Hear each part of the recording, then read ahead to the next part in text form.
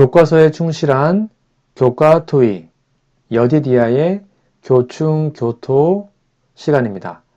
오늘은 제7과 제자들을 가르치심 1이라는 제목으로 하나님의 말씀을 함께 연구하겠습니다. 교과서 성경책을 꼭 준비해 주시고요. 성경책 본문을 반드시 읽어주시면 좋겠습니다. 연구 범위입니다. 마가복음 8장 22절에서 38절, 마태복음 20장 29절에서 34절, 요한복음 12장 25절, 마가복음 9장 1절에서 50절, 말라기 4장 5절 6절, 누가복음 9장 30절 31절 말씀입니다. 기억절 말씀입니다. 무리와 제자들을 불러 이르시되 누구든지 나를 따라오려거든 자기를 부인하고 자기 십자가를 지고 나를 따를 것이니라. 마가복음 8장 34절 말씀입니다. 기억절 노래 들으시고 이어서 말씀 연구를 진행하겠습니다. 3기 7과 무리와 제자들을 불러 이르시되 누구든지 나를 따라오려거든 자기를 부인하고 자기 십자가를 지고 나를 따를 것이니라. 마가복음 8장 34절.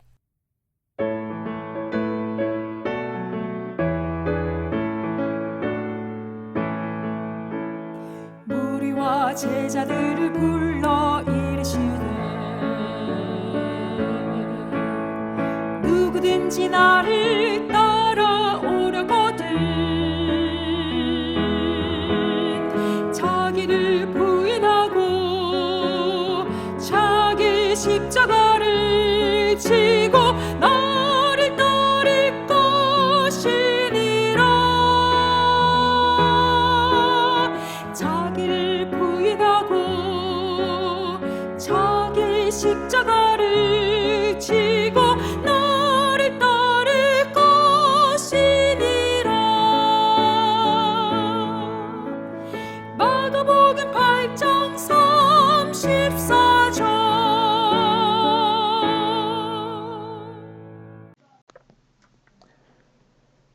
8월 11일 일요일입니다. 제목은 분명하게 보기. 자, 교과서 질문해 보시면 마가복음 8장 22절에서 30절을 읽어보라. 예수님이 소경을 고치기 위해 2번 만지셔야 했던 이유는 무엇이며 이 이야기에서 어떤 교훈을 얻을 수 있는가? 여러분, 이 말씀 읽어보면 예수님께서 맹인을 치유하시는 장면과 베드로의 고백이 나오는데요. 특별히 맹인을 2번에 걸쳐 치유하신 이야기는 중요한 영적 교훈을 제공합니다. 자, 치유의 과정을 볼까요? 예수님께서 맹인을 처음 만졌을 때 맹인은 부분적으로 시력을 회복하였지만 사람들을 나무 같은 것으로 보았죠. 예수님께서 다시 그에게 안수하신 후에야 맹인은 완전히 시력을 회복하고 모든 것을 밝히 보게 되었습니다. 이 치유의 과정은 믿음과 영적 성장이 때로는 점진적으로 일어날 수 있음을 보여줍니다. 우리는 때때로 하나님께서 우리의 삶에서 즉각적인 변화를 일으키지 않으실 때 실망하거나 의문을 가질 수 있습니다. 그러나 하나님께서는 우리에게 필요한 만큼 점진적으로 은혜를 베푸시며 우리의 믿음과 이해를 천천히 성장시키십니다. 또한 믿음의 성숙인데요. 예수님께서 맹인을 2번에 걸쳐 치유하신 것은 제자들에게도 중요한 교훈을 주었습니다. 베드로의 고백에서도 볼 수 있듯이 제자들은 예수님이 누구신지 점진적으로 깨닫게 되었습니다. 그들은 예수님의 기적과 가르침을 통해 점차적으로 그의 신성과 메시아적 사명을 이해하게 되었던 것이죠. 여러분, 우리의 믿음과 영적 성장도 때때로 단계적으로 이루어집니다. 우리는 하나님께서 우리의 삶에 일하시는 방식과 시간표를 신뢰해야 합니다. 하나님께서는 우리의 영적 필요에 맞게 천천히 그러나 확실하게 우리를 인도하십니다. 그래서 인내와 믿음이 필요한 겁니다. 우리는 하나님께서 우리를 치유해 주실 것과 우리를 인도하신다는 사실을 기다리고 기억하며 인내해야 합니다. 때로는 우리의 상황이 즉각적으로 해결되지 않을 때도 있지만 하나님께서는 우리의 믿음을 시험하시고 강화시키시기 위해서 그렇게 하실 수 있습니다. 우리는 하나님께서 결국 우리를 완전하게 회복시키실 것을 믿고 인내해야 하는 것이죠. 또한 영적 분별력이 중요합니다. 제자들은 예수님이 누구신지 점차적으로 이해하게 되었습니다. 우리도 예수님의 말씀과 성령의 인도를 통해 그의 진리를 점차적으로 깨닫고 이해할 수 있습니다. 우리는 하나님의 말씀을 묵상하고 성령의 인도하심을 구하며 영적 분별력을 키워야 합니다. 영감의 글에도 보면 예수님께서는 우리의 영적 눈을 열어주시며 우리가 점차적으로 진리를 깨닫고 하나님의 사랑과 은혜를 이해하도록 도우신다라고 말합니다. 또한 대림교회 주석은 이 말씀이 믿음과 영적 성장이 점진적으로 이루어질 수 있음을 강조한다고 주석합니다. 여러분, 하나님께서 우리들의 삶에서 점진적으로 일하시는 방법을 신뢰하며 그의 인도하심을 따라 인내와 믿음으로 나아갑시다. 하나님께서는 우리의 영적 눈을 열어주시고 그의 진리를 깨닫도록 도우실 겁니다. 지금 이 순간 하나님의 은혜와 사랑을 경험하며 그의 인도하심을 신뢰하는 삶을 살기를 간절히 바랍니다. 8월 12일 월요일입니다. 제목은 제자도의 대가인데요. 자, 첫 번째 질문 볼까요? 마가복음 8장 31절에서 38절을 읽어보라. 예수님은 그리스도를 따르려면 무엇이 필요하다고 가르치시는가? 읽어보시면 답을 할 수 있을 겁니다. 예수님께서 자신의 고난과 죽음, 부활을 예고하시고 제자들에게 참된 제자의 길에 대해서 가르치는 내용을 볼 수 있는데요. 이 구절은 바로 예수님을 따르는 데 필요한 헌신과 희생을 강조합니다. 자, 34절 뭡니까? 자기를 부인하라는 겁니다. 그럼 예수님을 따르려면 먼저 자기를 부인해야 합니다. 자신의 욕망과 이기심을 내려놓고 하나님의 뜻을 우선으로 삼는 삶을 의미하죠. 자기를 부인하는 것은 자신의 의지와 계획을 포기하고 하나님의 뜻에 순종하는 것을 포함합니다. 두 번째, 자기 십자가를 지라 그랬죠. 예수님을 따르기 원하는 사람들은 각각 자기 십자가를 져야 합니다. 십자가가 무엇입니까? 바로 고난과 희생을 상징하죠. 예수님을 따르는 길은 쉬운 길이 아닙니다. 좁은 길이죠. 때로는 고난과 어려움을 겪게 됩니다. 아니요, 항상 겪을 수도 있죠. 그러나 우리는 예수님의 고난과 십자가를, 희생을 본받아 우리의 십자가를 지고 그분을 따라가야 합니다. 세 번째가 뭡니까? 35절입니다. 목숨을 구원코자 하면 잃을 것이고요. 잃으면 구원하리라라고 말합니다. 즉 자신의 목숨을 구원하려고 애쓴 사람은 결국 그것을 잃어버리게 됩니다. 예수님과 복음을 위해 자기 목숨을 잃는 사람은 그것을 보존하게 되는 것이죠. 이는 우리의 삶의 목적이 자기 보존이나 세속적인 성공이 아니라 하나님의 뜻을 이루고 복음을 전하는 것임을 가르쳐 줍니다. 또한 36절, 37절에 보면 영적 가치를 우선시하라고 말합니다. 무슨 말입니까? 온 천하를 얻고도 자기 목숨을 잃으면 아무 유익이 없는 겁니다. 우리의 영혼은 이 세상의 어떤 것보다 더 귀중합니다. 우리는 세속적인 성공이나 물질적인 부를 추구하기보다는 영적인 가치를 우선시해야 하는 것이죠. 또한 38절입니다. 예수님과 그의 말씀을 부끄러워하지 말라고 말합니다. 예수님 말씀하신 것처럼 이 세대에서 예수님과 그의 말씀을 부끄러워하면 예수님도 그 사람을 부끄러워하실 겁니다. 우리는 예수님의 가르침을 부끄러워하지 않고 담대하게 그분을 증거하는 삶을 살아야 합니다. 여러분 꼭 기억하세요. 예수님을 따르는 길은 헌신과 희생을 요구합니다. 자신의 이기심과 욕망을 내려놓고 하나님 뜻에 순종해야 합니다. 그리고 예수님 따른다는 것은 고난과 어려움을 겪는 것을 의미합니다. 고난의 길이죠. 좁은 길이죠. 그게 바로 십자가를 지고 예수님의 모분을 따라 걸어가는 겁니다. 그리고는요, 세상의 유혹과 물질적인 것보다 영적인 가치를 우선시해야 합니다. 왜요? 우리의 영혼은 이 세상의 모든 것보다 더 귀중하고 우리는 하나님의 뜻을 이루는 삶을 살아야 하기 때문입니다. 그리고 마지막으로 예수님과 그의 말씀을 부끄러워하지 않고 담대하게 증거해야 하는 것이죠. 영감의 글에도 보면 참된 제자는 자기 부인과 희생의 길을 걸으며 예수님의 고난을 본받아 그분을 따르는 자들이다. 우리는 세속적인 유혹에 굴하지 않고 하나님의 뜻을 이루기 위해 헌신해야 한다라고 말합니다. 또한 재림교회 성경 주석은 이 본문 말씀이 예수님을 따르는 길의 본질을 명확하게 가르친다고 설명합니다. 여러분, 예수님께서 가르치신 참된 제자의 길을 따르며 자신의 욕망과 이기심을 내려놓고 하나님의 뜻을 우선시하는 삶을 살아갑시다. 우리의 십자가를 지고 고난 속에서도 믿음을 지키며 예수님을 담대하게 증거하는 우리 모두가 되기를 간절히 바랍니다. 8월 13일 화요일입니다. 제목은 변화산, 그리고 산 아래 사람들. 자, 교과서 질문해 보시면 마가복음 9장 1절에서 13절을 읽어보라. 그날 밤 예수님과 함께 있던 베드로, 야고보, 요한은 무엇을 보았는가? 이 본문을 보시면 베드로와 야고보와 요한이 예수님과 함께 산에 올라가서 놀라운 광경을 목격한 사건이 나오죠. 바로 그 유명한 변화산 사건입니다. 첫 번째는 예수님께서 변형되셨습니다.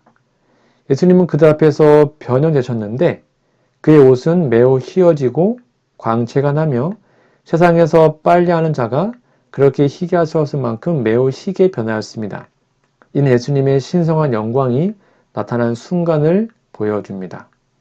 그리고 모세와 엘리야가 등장하죠. 모세와 엘리야가 예수님과 함께 등장해서 예수님과 대화하고 있었습니다. 여러분, 모세는요, 율법을 대표하고 그다음에 죽었다가 부활한 사람을 대표하고요.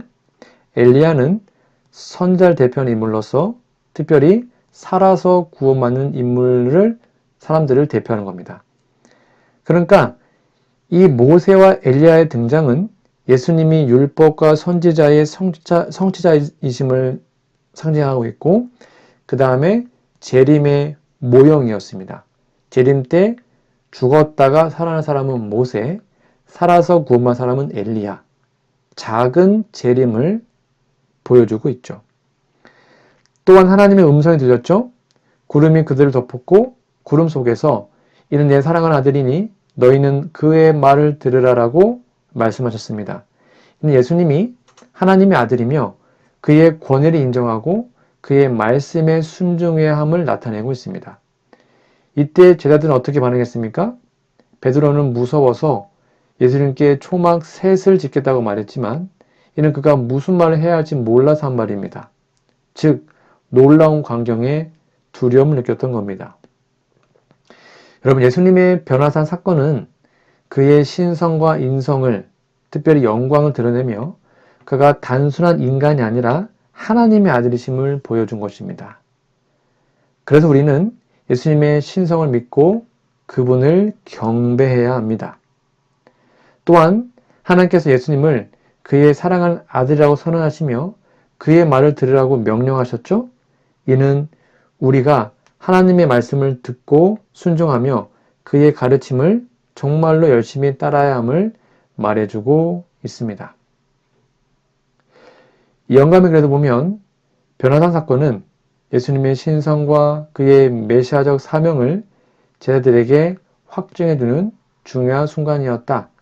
이는 그들이 앞으로 겪게 될 시험과 어려움 속에서도 예수님을 믿고 따를 수 있도록 그들의 믿음을 굳건히 해주었다라고 말합니다.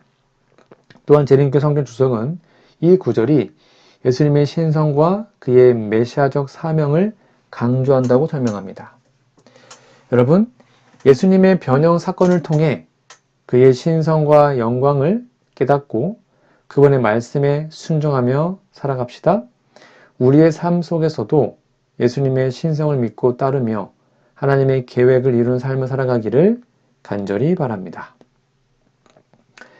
8월 14일 수요일입니다. 제목은 누가 가장 크냐? 자, 교과서 질문 볼까요? 마가복음 9장 30절에서 41절 읽어보라. 예수님의 죽음과 부활에 대한 이 두 번째 예언은 마가복음 8장 31절과 무엇이 다른가? 또 제자들은 무엇에 대해 논쟁하였으며 예수님은 어떤 가르침을 주셨는가? 여러분 30절에서 41절 읽어보면 예수님께서 다시 한번 자신의 죽음과 부활을 예고하시고 제자들 사이의 논쟁과 그에 대한 예수님의 가르침이 나오는데요. 이를 통해 우리는 예수님의 가르침을 깊이 이해할 수 있습니다. 즉 9장 30절에서 32절은 예수님의 두 번째 죽음과 부활을 예고한 것입니다. 자, 그러면 이것이 과연 8장 31절과 어떤 차이점이 있었을까요? 여러분 마가복음 8장 31절에는 예수님께서 처음으로 자신의 죽음과 부활을 예고하시며 인자가 많은 고난을 받고 장로들과 대제사장들과 서기관들에게 버림받으며 죽임을 당하고 3일 만에 살아날 것을 비로소 그들에게 가르쳤다고 기록되어 있습니다. 그러나 마가복음 9장 31절에는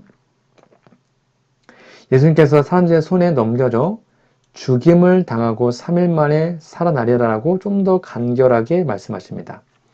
이 두 번째 예고에서는 제자들이 여전히 그 의미를 깨닫지 못하고 묻기를 두려워하는 모습을 보여줍니다. 자, 33절과 34절에 보면 제자들은 길에서 누가 더 큰가에 대해서 논쟁했습니다. 이는 그들이 아직도 예수님의 가르침을 온전히 이해하지 못하고 세속적인 관점에서 누가 더 높은 지위를 가질 것인가를 고민하고 있음을 보여주죠.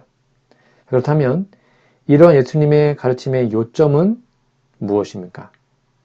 35절, 바로 섬김의 중요성입니다. 예수님은 제자들에게 첫째가 되고자 하면 모든 사람의 끝이 되고 모든 사람을 섬기는 자가 되어야 한다고 가르쳐 주셨습니다.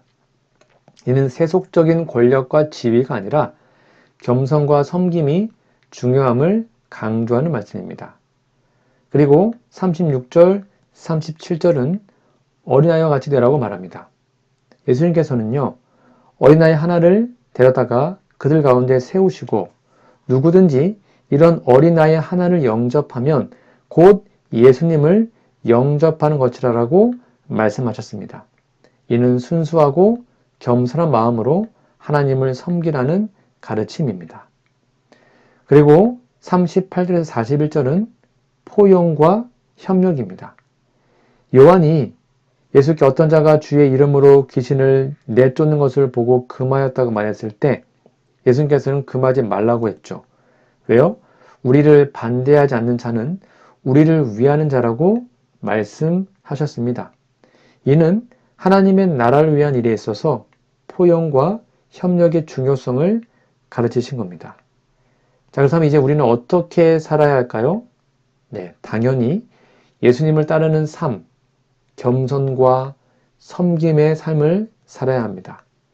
다른 사람을 섬기고 모든 사람에게 낮아지는 마음을 가져야 하죠. 또한 순수한 마음이 있어야 합니다. 어린아이처럼 순수하고 겸손하게 하나님을 섬겨야 합니다. 그리고 포용과 협력, 하나님의 나라를 위해서 포용하고 협력하고 함께 환영해야 하는 것이죠. 영감의 글에 보면 참된 위대함은 겸손과 섬김에서 비롯된다. 우리는 예수님께서 보여주신 모범을 따라야 하며 세상의 관점에서 벗어나 하나님께 원하시는 섬김의 삶을 살아야 한다고 말합니다. 여러분, 예수님의 가르침을 마음에 새기고 겸손과 섬김의 삶을 살아갑시다. 어린아이와 같이 순수한 마음을 유지하며 하나님 나라를 위해서 포용하고 협력하는 삶을 살아가기를 간절히 바랍니다. 8월 15일 목요일입니다. 제목은 지옥에 떨어진 멀쩡한 사람. 자, 교과서 질문 볼까요? 마가복음 9장 42절에서 50절을 읽어보라. 이 구절에서 예수님의 가르침을 하나로 묶어주는 것은 무엇인가? 답이 뭘까요? 이 구절들은 죄의 심각성과 제자들의 삶에서 죄를 피하고 성결을 유지하는 것의 중요성을 강조합니다. 전체적으로 예수님께서는 제자들에게 하나님의 나라에 들어가기 위해서라도 죄를 피하고 경건한 삶을 살아야 함을 가르쳐 주셨습니다. 예수님께서는 죄의 심각성과 죄가 미치는 영향을 강조하십니다. 즉 작은 자들 중 하나라도 실족하게 하는 것은 큰 죄이며 이에 대한 경고로 예수님은 차라리 연자 맷돌을 목에 메고 바다에 던지는 것이 나을 것이라고 말씀하십니다. 이는 죄의 결과가 얼마나 큰지를 보여주는 것인데요. 그래서 어떻게 하라고 하십니까? 죄를 범하게 하는 신체의 일부를 제거하라고 하십니다. 이는 비록 과격하게 들리지만 죄를 제거하기 위해서 이러한 희생까지라도 감수하는 결단이 필요함을 말합니다. 무슨 말입니까? 손, 발, 눈 이러한 신체의 일부를 제거하는 비유는 이 정도로 죄를 멀리 해야지만 우리는 죄를 이길 수 있다라고 말하고 있는 것입니다. 즉 영생의 가치가 무엇일까요? 예수님께서는 지옥의 형벌과 영생의 축복을 대비하시면서 영생 얻기 위해서는 죄를 피하고 경건한 삶을 살아야 함을 가르칩니다. 또한 지옥의 끔찍함과 하나님 나라의 귀정함을 상기시키며 우리의 삶에서 무엇이 중요한지를 깨닫게 하셨죠. 그래서 우리는 정결해야 되고 화목해야 합니다. 사람마다 불로써 소금 튀듯함을 받으라는 말씀은 정결과 희생의 과정을 나타내는 것이죠. 또한 소금이 그 맛을 잃으면 아무 쓸모가 없듯이 제자들도 신앙의 본질을 잃지 않고 서로 화목하라는 교훈을 줍니다. 이는 공동체 내에서의 화목과 성결을 유지하는 것이 중요하다는 것을 의미하는 것입니다. 여러분 꼭 기억하십시오. 우리의 삶에서 죄를 피하고 죄를 유발하는 요소들을 제거해야 합니다. 영생을 위한 필수적인 과정입니다. 그래서 죄를 피하기 위해서는 극단적인 결단과 과감한 혁신이 그리고 헌신이 필요합니다. 우리는 지옥의 영원한 형벌, 멸망을 피하고 하나님의 나라에 들어가기 위해서 경건한 삶을 살아야 합니다. 그리고 신앙 공동체 내에서 화목을 유지하고 각자의 신앙을 정결하게 하는 것이 중요함을 꼭 기억하십시오. 영감의 글에도 보면 우리는 우리의 죄의 유혹을 극복하고 하나님 앞에서 거룩한 삶을 살아가야 합니다. 이는 우리의 결단과 헌신을 요구하며 우리는 하나님의 은혜를 통해 이를 이루어야 한다고 분명히 말해주고 있습니다. 여러분, 예수님의 가르침을 마음에 새기고 우리의 삶에서 죄를 멀리하며 거룩한 삶을 살아갑시다. 하나님의 은혜와 축복을 통해 영생을 얻고 더욱 화목하며 성결을 유지하는 신앙 공동체를 이뤄가기를 간절히 바랍니다. 저는 오늘 제7과 제자들을 가르치심 1이라는 제목으로 하나님 말씀 함께 나누었습니다. 여러분 연구 범위 성경 본문을 꼭 읽어주시고 기억절도 외워주시면 감사하겠습니다. 다음 주에는요 제8과 제자들을 가르치심 두 번째 시간으로 말씀 연구를 진행하겠습니다. 다음 주까지 건강하시고요. 우리 기도하고 모든 공부를 마치겠습니다. 하늘에 계신 아버지, 저희는 깨닫는 것이 더디고 눈앞에서 펼쳐지는 일도 바르게 보지 못할 때가 많습니다. 부족한 깨달음과 더디 보는 악한 마음을 용서해 주옵소서. 주님께서 행하시는 일을 분명하게 볼 수 있도록 눈을 열어주시고 마음을 인도하여 주옵소서. 마음의 눈을 열어서 영광의 길을 바라고 온 제자들을 위해 고난의 길을 걸으셔야 했던 예수님을 바라보게 도와주시옵소서. 힘들고 어려워서 이 길을 피하고 싶기도 하지만 주님의 모범과 은혜를 힘입어 영혼을 위해 충성하도록 도와주옵소서. 하늘의 위로가 필요하던 때에 영광 입혀주신 은혜를 감사합니다. 저희도 때로는 외롭고 무거운 길을 홀로 간다고 느낄 때가 있습니다. 오직 주님을 바라보고 이 길을 걸으니 홀로 두지 마시고 하늘의 빛과 소망으로 채우시고 도와주옵소서. 주님, 높고자 하는 저의 마음을 주님의 십자가 앞에 내려놓을 수 있도록 도와주시고 욕심과 쓸데없는 마음을 버리게 하시고 겸손하신 주님의 위대함을 품게 하옵소서.